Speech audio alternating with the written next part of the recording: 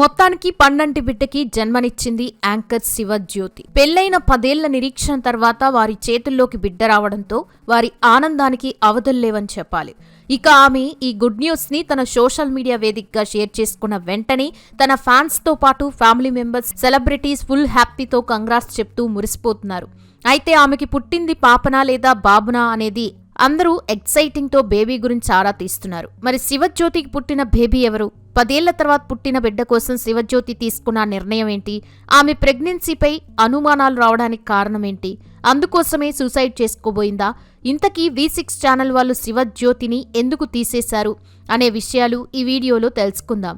So వీడియోని skip చేయకుండా end వరకు చూడండి. Anchor, Bigg Boss fame Shivajyothi social మీడియాలో చాలా యాక్టివ్గా ఉంటూ ఏదైనా పని మొదలుపెట్టినా, మంచి జరిగినా, చెడు జరిగినా ఇలా ప్రతి చిన్న విషయాన్ని కూడా తన ఫ్యాన్స్తో షేర్ చేసుకుంటూ తన గురించి ఎప్పటికప్పుడు అప్డేట్ ఇస్తూ ఉంటుంది. ఇక తను గర్భం దాల్చినప్పటి నుండి బిడ్డ పుట్టే వరకు కూడా ఎన్నో విషయాలు షేర్ చేసుకుంటూ తన ప్రెగ్నెన్సీ జర్నీని బాగా ఎంజాయ్ చేస్తోంది.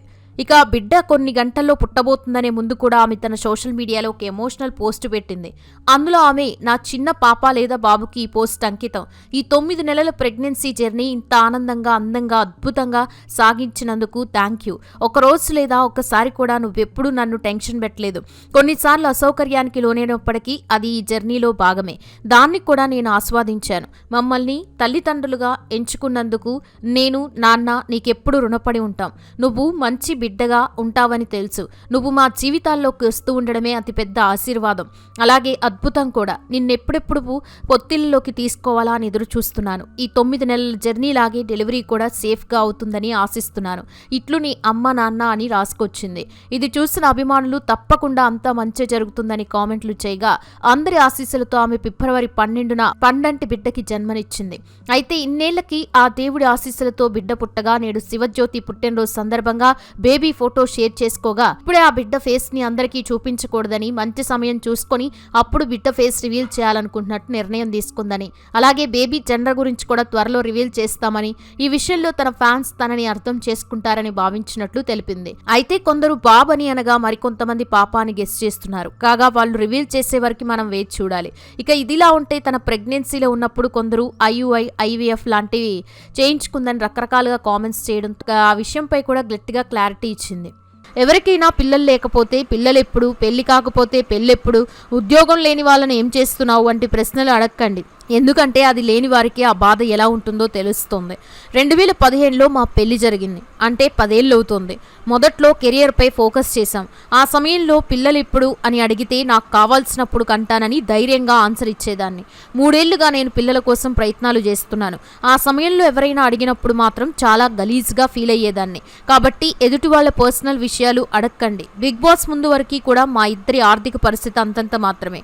2019లో నేను బిగ్ బాస్ నుంచి రాగానే లాక్డౌన్ వచ్చింది. దాంతో పిల్లల ఆలోచనని 2 ఏళ్లు పోస్ట్ పోన్ చేసుకున్నాం. ఆ తర్వాత మేము ఓ ఇల్లు కొని దాన్ని మాకు నచ్చినట్లుగా డిజైన్ చేయించుకొని గృహప్రవేశం చేశాం. 2023 డిసెంబర్ నుంచి పిల్లలు కావాలనుకున్నాం. ఆ దిశగా ప్రయత్నాలు మొదలుపెట్టాం. 2.5 ఏళ్లు రకరకాల టెస్టులు చేయించుకున్నాను. చెట్ల మందులు ప్రయత్నించాను. మొక్కని దేవుడు లేడు. అయితే నేను IUI, IVF ఏది ఎంచుకున్నాను అని అడుగుతున్నారు. అవేవి కాదు. వెంకటేశ్వర స్వామి వ్రత ఫలితంతో సహజంగానే గర్భం దాల్చాను. ఒకవేళ ఇది జరగకపోతే IUI, IVF చేయించుకునేదాన్ని.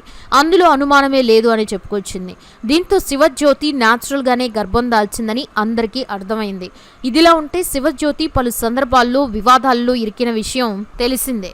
ఎందుకంటే సోషల్ మీడియాలో తన వీడియోస్ బాగా క్లిక్ అవ్వడంతో చేసే ప్రతి పనిని, అంటే తాను ఎక్కడికి వెళ్ళినా, ఏం చేసినా, అది మంచైనా చెడైనా ఇలా వీడియో చేయడం, యూట్యూబ్లో వదలడం వంటివి చేస్తూ అప్పుడప్పుడు తాను చేసే అతి వల్ల, అలాగే నోరు పారేసుకోవడం వల్ల బాగా ట్రోల్స్ ఎదుర్కొంటూ ఉంటుంది. అయితే ఇటీవలే ఆమె తిరుపతికి వెళ్ళగా అక్కడ దర్శనం తర్వాత తన భర్త తన సోదరుడితో కలిసి క్యూ లైన్లో నిలబడి ఒక వీడియో తీగా, అందులో అక్కడ భక్తుల కోసం ఇస్తున్న ప్రసాదాన్ని తీసుకున్న సోదరుణ్ణి ఉద్దేశించి సోనీ కాస్ట్లీ ప్రసాదం అడుక్కుంటున్నాడు అని ఎగతాళి చేసింది. ఆమె సోదరుడు కూడా జీవితంలో ఎప్పుడూ ఇలా అడుక్కోలేదు, ఫస్ట్ టైం ఇలా అడుక్కుంటున్నానని అన్నాడు. దీంతో శివజ్యోతి తిరుమలలో రిచెస్ట్ బిచ్చగాలం మేమే అని అనడంతో ఆమె మాట్లాడిన మాటలు బాగా వివాదంగా మారాయి. దీంతో సోషల్ మీడియాలో ఆమెని అందరూ కూతురు ఏకిపారేయడంతో, అలాగే డబ్బుందని బాగా రెచ్చిపోతుందని కామెంట్స్ చేయడంతో వెంటనే శివజ్యోతి తాము చేసిన తప్పే అని క్షమాపణలు చెప్తూ మరో వీడియో వదిలింది. అందులో తిరుపతి ప్రసాదం గురించి నేను మాట్లాడిన మాటలు చాలా మందికి తప్పుగా అనిపిస్తున్నాయి. నా వల్ల హర్ట్ అయి ఉంటే నన్ను క్షమించండి. కాస్ట్లీ లైన్లో నిలబడ్డామన్న ఉద్దేశంతో మేము రిచ్ అన్నాను. నా తరఫున, నా తమ్ముడి తరఫున అందరికీ క్షమాపణలు తెలియజేస్తున్నాను. వెంకటేశ్వర స్వామి నా జీవితాన్నే మార్చిండు. ఆయన దయలేకపోతే నేను అనుభవించేదేది నాకు రాదు. తెలుసో తెలియకో మా నోటి నుంచి పొరపాటు వ్యాఖ్యలు వచ్చాయి, అందుకు మన్నించండి అని అంది. అలా శివజ్యోతి ఏదో ఒక విషయంలో నోరు జారుతూ క్షమాపణలు చెప్తూ ఉంటుంది. మరి శివజ్యోతిలో ఇంత మార్పు ఎలా వచ్చింది, అసలు ఆమె బ్యాక్గ్రౌండ్ ఏంటి అనే విషయాలు ఇప్పుడు మనం చూద్దాం. శివజ్యోతి ఫిబ్రవరి 14, 1991 రాజమల్లేష్, యశోద అనే దంపతులకి నిజామాబాద్ జిల్లా ముప్పాల్ మండలం నాగంపేటలో జన్మించింది. వీళ్ళు మధ్యతరగతి కుటుంబంకి చెందినవారు. శివజ్యోతి తండ్రి ఆర్ఎంపీ డాక్టర్గా చేయగా తల్లి బీడీ చుట్టే పనిచేస్తూ ఉండేది. ఇక శివజ్యోతి నాగంపేటలో 7th క్లాస్ వరకు చదువుకోగా ఆ తర్వాత రేజండ్ల అనే గ్రామంలో 8th నుంచి 10th వరకు కంప్లీట్ చేసింది. ఇక inter first year Armoor, second year నిజామాబాద్లో కంప్లీట్ చేసింది. అయితే ఈమె తండ్రి ఆర్ఎంపీ కావడం కూతుర్ని కూడా డాక్టర్ ఫీల్డ్లోకి పంపాలని నిర్ణయించుకొని శివజ్యోతి హైదరాబాద్కి తీసుకొచ్చి యశోదలో బీఎస్సీ నర్సింగ్ కోర్సులో జాయిన్ చేశాడు.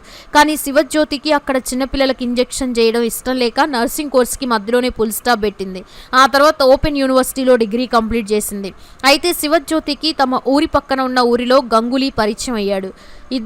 ఆ ఇద్దరు మొదట ఫ్రెండ్స్గా ఉండగా ఆ తర్వాత వారి మధ్య లవ్ స్టార్ట్ అయింది. అలా కొన్ని రోజులకి వీరి ప్రేమ గురించి శివజ్యోతి ఇంట్లో తెలియడంతో ఇంట్లో వాళ్ళు గ్రామ పంచాయతీ దగ్గర పంచాయతీ పెట్టించారు. దీంతో ఆ సమయంలో శివజ్యోతిని చాలా మంది నానా రకాల మాటలతో బాధ పెట్టారు. అంతేకాకుండా ఇద్దరిని కొట్టి శివజ్యోతిని ఊరు నుండి పంపించి తమ చుట్టాల ఇంట్లో ఉంచి చదివించారు. ఆ తర్వాత కొద్ది రోజులకి సొంతూరుకు వచ్చిన శివజ్యోతి గంగూలీని మర్చిపోలేక ఇంట్లో వాళ్ళకి ఆయన్నే చేసుకుంటానని తెగేసి చెప్పడంతో వెంటనే ఆమె కుటుంబ సభ్యులు వెళ్లి పోలీస్ స్టేషన్లో కంప్లైంట్ చేయడంతో దీంతో భయపడిపోయిన శివజ్యోతి గంగూలీని ఏమైనా చేస్తారేమో అని భయపడి వెంటనే నిద్రమాత్రలు మింగి చనిపోవాలనుకుందట. అలా అప్పటికే నిద్రమాత్రలు మింగి అపస్మారక స్థితిలోకి చేరుకోవడంతో కుటుంబ సభ్యులు వెంటనే ఆసుపత్రికి తీసుకెళ్లడంతో ప్రాణాలతో అయితే బయటపడింది. లేకపోతే శివజ్యోతి ఆ రోజే ప్రాణాలు వదిలేది. ఆ తర్వాత శివజ్యోతిపై చదువుల కోసం అని చెప్పి ఇంటి నుండి వెళ్ళిపోయి హైదరాబాద్లో ఉన్న గంగూలీ దగ్గరికి వెళ్ళింది. ఆ సమయంలో గంగూలీ హైదరాబాద్లో ఉంటూ చదువుకుంటున్నాడు. ఇక అక్కడే శివజ్యోతి, గంగూలీ, ఆయన సోదరుడు ముగ్గురు ఒకే రూమ్లో కలిసి కొన్ని రోజుల పాటు ఉండగా ఆ తర్వాత గంగూలీ శివజ్యోతిని ఒక మంచి హాస్టల్లో జాయిన్ చేసి ఆమె బాధ్యతలు తానే చూసుకున్నాడు. అలా గంగూలీ చదువుకుంటూనే మరోవైపు పార్ట్ టైం జాబ్ చేస్తూ శివజ్యోతికి ఎలాంటి లోటు లేకుండా చూసుకున్నాడు.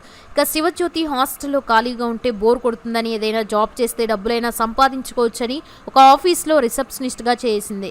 ఆ తర్వాత టెలికాలర్గా కూడా చేసింది. ఇక గంగూలీ కష్టపడి సాఫ్ట్వేర్ జాబ్ తెచ్చుకోగా ఇద్దరు లైఫ్లో సెట్ అయ్యాక తర్వాత గంగూలీ శివజ్యోతిని 2015 ఏప్రిల్ 26న ఒక గుడిలో పెళ్లి చేసుకుని ఆమెకి మంచి లైఫ్ ఇచ్చాడు. అయితే శివజ్యోతి తెలంగాణ భాషలో బాగా గడగడా మాట్లాడుతూ ఉండడంతో తన భర్త అలాగే ఫ్రెండ్స్ కొంతమంది నువ్వు యాంకర్గా ట్రై చేయొచ్చు కదా అని అనడంతో నిజానికి శివజ్యోతికి కూడా యాంకర్ అవ్వాలని ఇంట్రెస్ట్ చిన్నప్పటి నుంచి ఉండడంతో దీంతో తన మీద ఉన్న కాన్ఫిడెన్స్తో పలు ఛానల్స్లో యాంకర్ అవకాశాల కోసం చాలా తిరిగింది.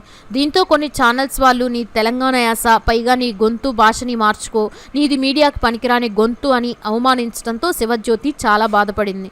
అయినా కూడా ఎలాగైనా తను యాంకర్ అవ్వాలని బాగా ప్రయత్నం చేసేది. అలా V6 ఛానల్ వాళ్ళు తెలంగాణ యాసలో వార్తలు చదివే వారి కోసం ఆడిషన్స్ చేస్తున్నారని తెలుసుకున్న శివజ్యోతి అక్కడికి వెళ్ళి పాల్గొనగా తన యాసతో వారిని తట్టుకోగా యాంకర్గా సెలెక్ట్ అయింది. అలా V6 ఛానల్లో మొదట సినిమా వార్తలు చదవగా ఆ తర్వాత వీకెండ్ స్పెషల్ తీన్మార్ వాయిస్ ఓవర్లు చేసింది. అలా కెమెరా కనిపించకుండా వాయిస్ ఓవర్ చేయడంతో పైగా తన గొంతు కాస్త డిఫరెంట్గా ఉండడంతో శివజ్యోతి వాయిస్కి జనాల్లో మంచి రెస్పాన్స్ వచ్చింది. అంతేకాకుండా ఆ ప్రోగ్రామ్స్కి మంచి రేటింగ్ కూడా వచ్చింది.